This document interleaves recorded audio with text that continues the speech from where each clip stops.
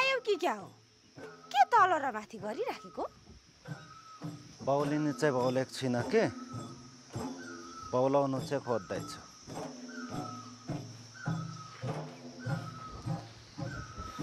गत्ती छाडेको मान्छे र नि जुवा बिर्सेको गोरुलाई डन्ठा नलाइकन मेलोमा आउँदैन।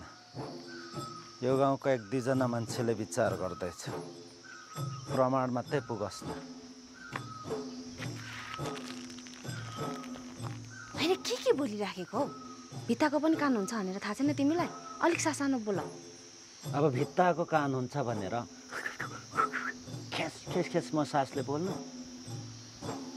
शिरमा फक्ताङलुङ र मुकुमलुङको आशीर्वाद लिएर हिँडेको मान्छे हो कि। मलाई छिप्पेको ढुङ्गामा पछार्दा पनि केही हुनेवाला छैन।